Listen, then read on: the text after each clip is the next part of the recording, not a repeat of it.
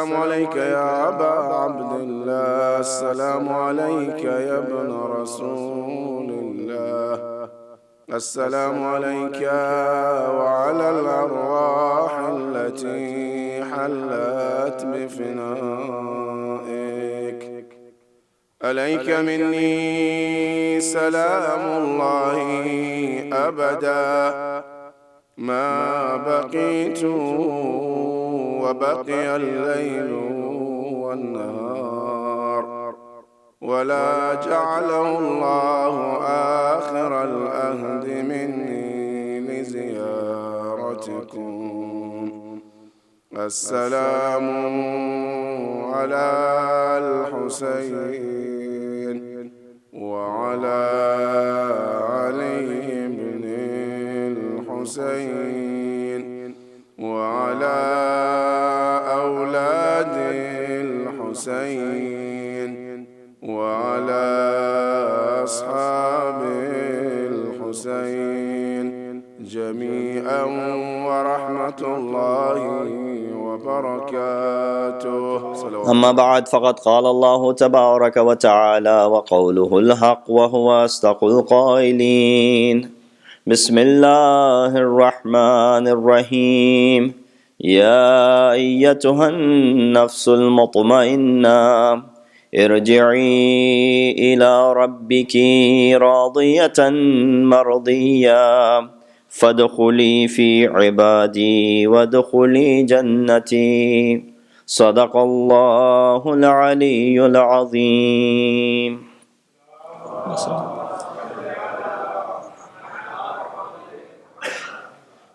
أعظم الله أجورنا وأجوركم بمصابنا بالحسين عليه الصلاة والسلام. إنا لله وإنا إليه راجعون.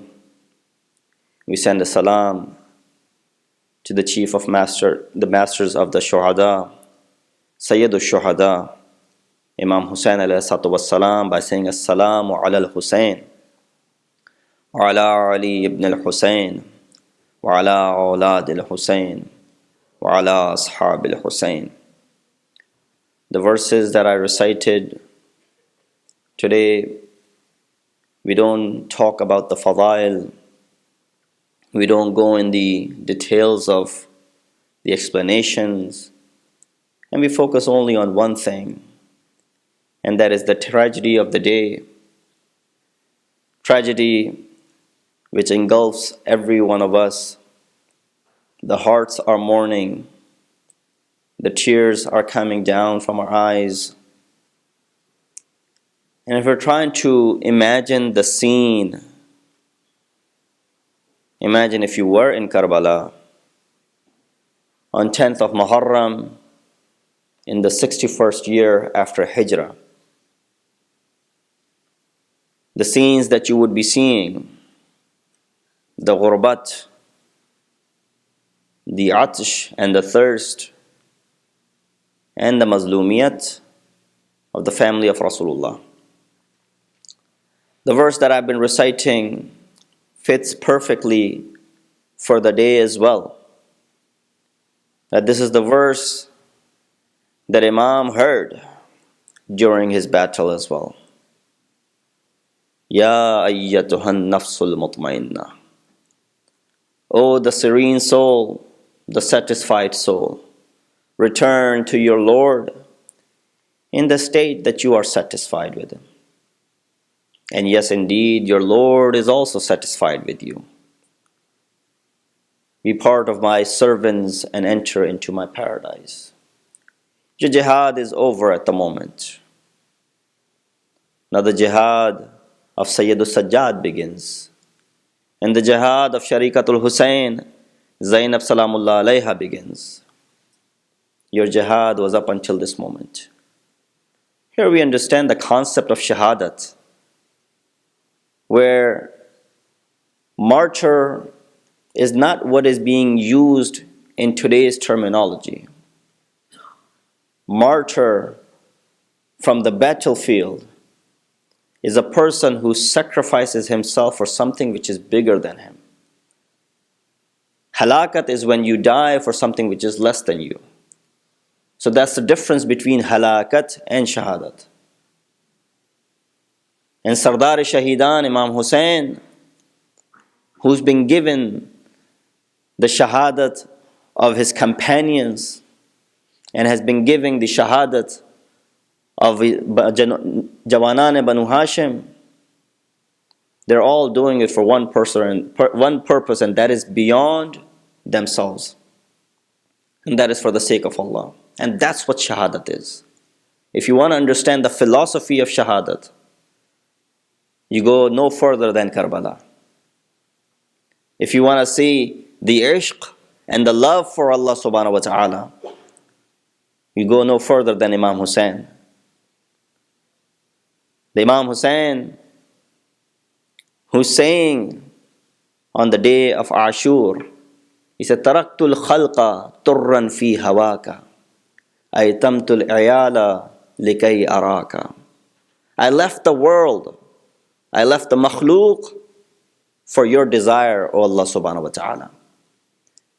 Wa aytamtul iyala, and I made my children orphan and my family orphan, likay araka, so that I may be able to witness you. This is the ultimate love and the ishq of Allah subhanahu wa ta'ala that Imam is portraying through his kalam and through his actions. We go, this day begins with the azan of Ali Akbar. And that's when the battle begins. Imam is busy as far as his companions want to sacrifice themselves. Habib ibn Muzahir, the eldest friend of Imam, from a very young age, goes and sacrifices himself. Before he went, another elderly by the name Muslim ibn Awsaja sacrificed himself. And when Muslim fell to the ground, he called upon Habib saying, "Oh Habib, I give you wasiyat." And he pointed towards Imam Hussein saying that don't leave Hussein by himself as long as you're alive. Habib said to Muslim ibn Awsaja, "Don't worry, as long as I'm alive, nobody can dare lay eyes on Hussein." Afterwards, Zuhair ibn Qayn goes. That slave of Abu Dhar by the name John, who pleaded Imam that he could have this shahadat, Imam stopped him saying that you're too old for jihad. Jihad is not wajib upon you. But he said something that tore the heart of Imam as well. What did he say? He said, "Oh Imam, because I'm black, because my body does not smell good, is that the reason that you're not letting me go perform this jihad?" Imam gives him the permission, and to this day the mu'arrikheen are quoting those people who were present over there. Raviyan say the only body from which we could smell the fragrance of paradise, that was the fragrance that was coming for many days, was the body of John, the slave of Abu Dhar. And again, this is through the blessings and the barakat of Imam Hussein. And then turn comes, the time of Zuhr arrives. Abu Thumama as-Sa'idi comes up to Imam and reminds him that it is time for Zuhr prayer. Imam thanks him that you have reminded us of Salat. May Allah count you among those who are Musallin on the Day of Judgment. They perform this Salat, which is also Salat-e-Ishq. How Sa'id stands in front, Sa'id ibn Abdullah stands in front of Imam as Imam is performing this Salat. Imam is leading this namaz. And the Shuhada and those people standing, becoming shield for Imam, taking these arrows onto their hearts. This person, Sa'id ibn Abdullah, receives 13 arrows, but he did not fall down until Imam finished his namaz. Imam says the salam, and this is where Sa'id comes to the ground as well, could not succumb to the wounds that he had suffered. The day progresses. It is not going to wait for anyone. The turn comes for the Jawanan Banu Hashim. First one to go was Ali Akbar. And we all talked about how it must have been very difficult for Imam to pick up the body of a young son in his youth years, 18 years old. And then Imam has to say wida to the last sign of his brother, Hazrat Qasim. And then you heard how Imam was bringing the body back of Hazrat Qasim in a stage when Imam had the body of Hazrat Qasim with him, his feet were dragging onto the ground. This 13-year-old, what has gone about him, that his body had been trampled. then Imam has to give permission to the sisters, children on Muhammad who also go ahead and sacrifice themselves onto Imam Hussein. The day continues and the day progresses, how Imam has been given sacrifice one after the other. And then the time comes when the commander of the army of Imam, Hazrat Abbas, asks for the permission. And then when Hazrat Abbas leaves this world, this is where Imam holds his back by saying, Alan inkasara zahri.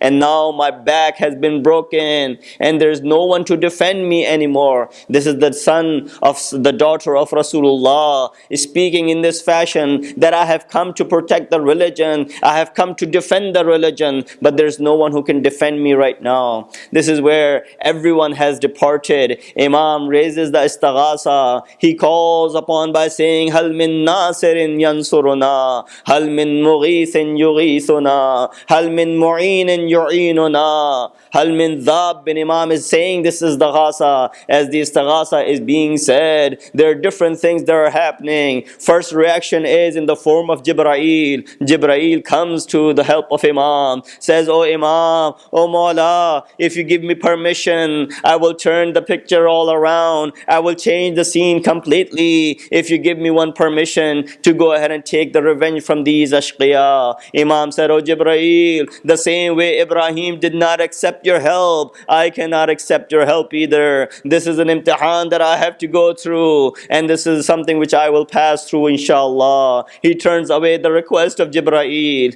Imagine the day when you have lost a close person. Imagine today was the day, if God forbid someone from your family had died, if there was a dead body of a father or a mother or a grandfather or a grandmother sitting over here, how would you be feeling? What would be your feeling about them? The same is the feeling in the Karbala, when the feeling of the family of Imam Hussein, as they are giving up one after another, these shuhada, everyone goes, nobody comes back. Last reaction of this was when Imam has said the istaghasa. Imam comes to the tents and he asks for the wida. He says to Janab Zainab, Oh Zainab, bring me that old piece of clothing that I have brought with me.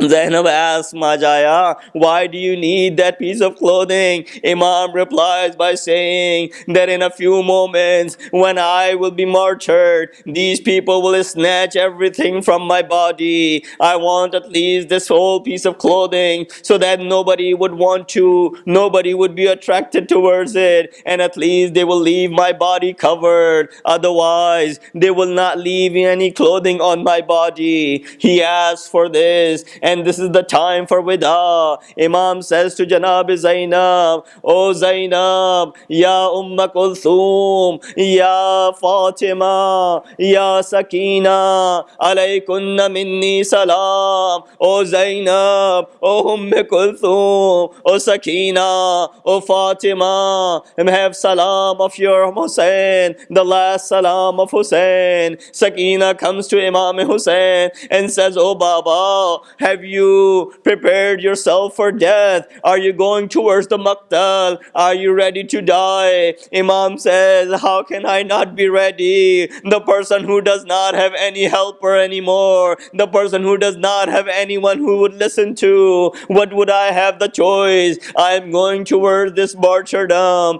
Janab Sakina says, Oh Baba, who are you leaving with us? Imam says, Wallahu khalifati alaykum.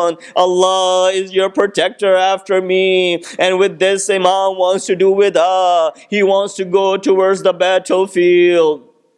But when he's moving towards the battlefield, he gets on top of his horse. He sees that he wants to go towards the battlefield, but the horse refuses to move. What has happened? This horse, Uljana, does not want to take the Mawla either. Imam looks around and he sees onto the ground that this young girl, Sakina, is sitting by the horse and would not let it move. And that is the reason Zuljana does not not move. Imam comes down from the horse. He picks up Sakina. Remember, this Sakina is the one who would only fall asleep if she was on the chest of Imam. Imam says, "Oh Sakina, I'll put you on my chest for one last time so you can fall asleep one last time." How can Sakina fall asleep in the midst of what is going on? But nonetheless, Imam comforts Sakina, and then afterwards, Imam is ready to move about. He says without to the family. He goes towards the battlefield. Again, like any other shaheed, Imam begins with the rajz as well. He makes everybody know that who he is. He said, "An al-Husayn ibn Ali ibn Abi Talib." I am Hussein, son of Ali, son of Abi Talib. Those who don't know me recognize me. I'm the grandson of Rasulullah. I'm the one you could not find anyone close to as far as the khilqat is concerned, the khulqat is concerned. The one who resembles Rasul and the household of Rasul. Hussein is the only one in the world at the moment. No one is better than him. Imam is saying these words as they're coming out. People see Hussein, they recognize him, they listen to him, but nobody is affected with the words of Hussein. And this is where Imam says, the reason you do not have any asar or the effects of my words, because قَدْ مُلِعَتْ بُطُونُكُمْ بِالْحَرَامِ مِنَ الْحَرَامِ. Indeed, your bellies and stomachs are filled with haram, and that is the reason there's no effect on you as to what I'm saying. You're ready to kill the son of Rasulullah. You do not have any dignity. This is where Imam requests Umar Saad. What was the request of Imam? Imam said, "Oh Umar, you see that I don't have any army left with me. The least you could do is fight with me one on one." And Umar Asad agrees to that. And this is where Imam begins the battle. One after another, a person comes and Imam sends him back where he came from. The Ravi narrates that Imam killed 1950 ashqiya. These enemies, 1950 of them were killed by the sword of Imam Hussein. This is where the enemy realizes that this is Hussein, son of Ali, Haydar-e-Karrar, and they're able to see the majesty, they're able to see the magic of the son of Haydar-e-Karrar, and they want to go ahead and attack him from all sides. But Hussein manages to kill them, manages to send them back as far as the Kufa is concerned. Imam throws them back, sends them back. This is where we see the Jalal of Hussein. This is where we see the Shuja'at of Hussein. But then Imam Hussein, he's also thirsty for 3 days. He's also hungry for 3 days. Remember when his son Ali Akbar came back and said, "Maula, if I could have a sip of water." Imam said, "Put your tongue on my tongue." And when he did, he drew it right back by saying, "Oh Maula, your tongue is even drier than mine. That means you must be really thirsty." Imam is thirsty of all because he has remained the last and he's been thirsty for quite some time as well. The one who's Kareem ibn Kareem, he requested some drops of water for his son Ali Asghar, but what came in return? An arrow came in return. But nonetheless, Imam makes his way towards Furat. Now he controls the Furat, the Euphrates. He's there with the horse and he loosens the horse saying, "O Zuljana, go ahead and drink if you want to. Go ahead and drink. If you drink, then I will drink as well." The Zuljana moves away. The horse also realizes this is Asbiwa Bawafa. It's a loyal horse of Zuljana. He knows and recognizes that Abbas left this world thirsty. Ali Akbar left this world thirsty. Qasim left this world thirsty. The ladies are still thirsty in the tents. The little children are still thirsty. Even the horse realizes this. As Imam and the horse were speaking this way, Imam sees and turns around that Shimr is running towards the tents and is wanting to attack the tents. Imam turns around and he addresses Shimr by saying, "O Shimr, in lam yakun lakum dinun wala takhafun al-ma'ad fakunu ahraran fi dunyakum." If you do not have any religion, if you do not have any fear of ma'ad, then please be free in this world. He says, "What do you mean?" Imam replies by saying, what is it with you that as long as I am alive, you are Arab? At least keep the honesty of the Arabs, that as long as the men are alive, they do not attack the women. They should not attack the women. Hey, I'm alive still. Come and fight with me. And once I'm gone, then you can attack the tents. I'm sure Imam did not say that, but Imam was giving the message that come towards me if you have the guts and fight if you want to. Shimr leaves the tents and they all come back towards the Maqtal. This is where Imam makes his way back to the tents just to go see that if everything is okay. Imam sees Zainab once again. Imam sees Kulthum once again. Imam sees Farwa once again. Imam sees young Sakina once again. And for the second time that Imam comes, but this time it is a little bit different. When first Imam was leaving, there was no blood on him, but now when he has come back, he has received so many wounds. Blood is coming from all different places of his body. There's not a place which has not been affected by the wounds. Imam is bleeding all over. In this condition, when the sisters have seen Imam, the wife sees Imam, the daughters see Imam, what would have gone through their heads? That it will be very soon that Maula will not be alive. Imam once again says without to the family. Then he makes it way back to the Maqtal. Again Imam starts fighting with Ashqiya. This time Shimr and Umar Asad has set up a field to receive Imam in the proper manner. They breached the agreement that they had with Imam to come one on one. Now what they do, there are 4,000 men with arrows and in their hands, and they're ready to strike it towards Hussein. They know that this is the only way that we can bring Hussein down from the horse. As long as Hussein is on the horse, you will not be able to conquer him. You gotta bring Hussein down from the horse. They attack Imam Hussein from all directions. It was not just the weapons of war. It was not just the spears and the swords and the arrows. These people had also brought with them stones from Kufa.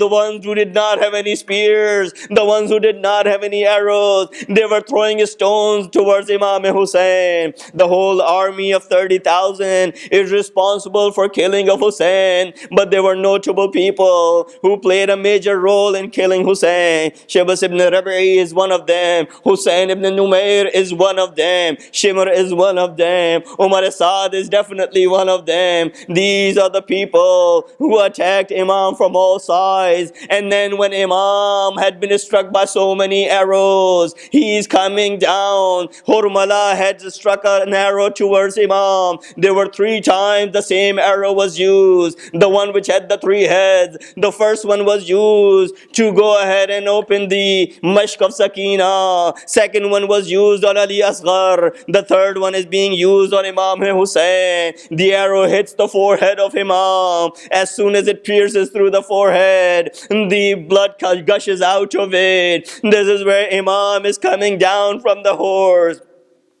The kalam of Imam Zamana. Imam Zamana says that when my Jad was coming down, he was neither on the ground nor was he on the horse. He was somewhere in between the 2 places. What does that mean? That means there have been so many arrows pierced through the body of Imam Hussein that he was not completely resting onto the ground, nor was he on the horse. This is how Imam comes down onto the ground. But still, this is the fear that the enemy has. They still fear coming close to Hussein. But one after another, they want to come close to Hussein to see if he's still alive. And then when they come close, Husseini Shuja'at comes into play. Imam Hussein slowly but gets up, because this is not the place of his burial. This is not the place of his qatlgah. Imam knows who his qatil is, and Imam is well aware where his qatlgah is.